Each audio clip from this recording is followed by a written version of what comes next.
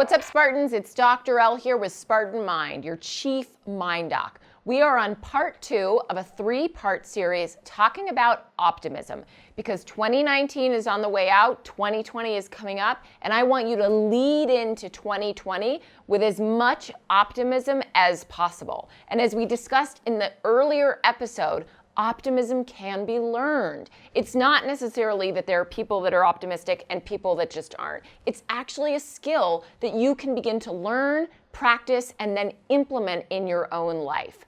So, the second key element to optimism is understanding and realizing that things are not pervasive, right? So the first element was that they're not permanent.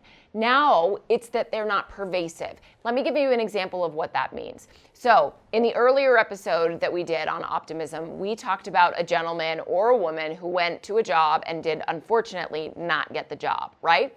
Well, let's use that example again. Let's say you apply for a job and unfortunately you don't get it. Well, negative thinking that begins to occur is, well, I didn't get this job, I'm not going to get any job, and my relationships are going to fail, other areas in my life are going to be impacted. This is just how my life is, right?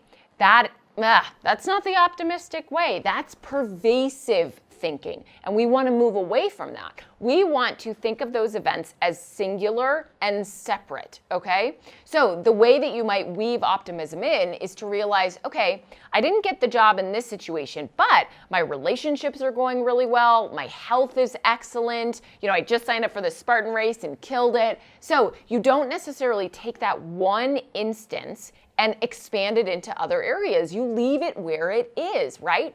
Well, and guess what? Individuals that do that, individuals that have that way of optimistic thinking, have better overall health. The data shows it. And my guess is that happens because they're able to think of it as just a singular moment and not necessarily think of it as a pervasive experience for them.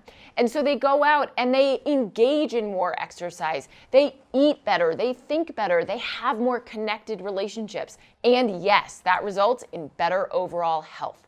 So as you move into 2020, I want you to begin to think of events as singular events, right? Don't necessarily extrapolate from that event that what happens there is going to happen everywhere in your life, especially if it's something painful. That's a more pessimistic way of looking at it, okay? So bring that in. That's element 2 of optimism. Come back next week and we'll finish up with the third.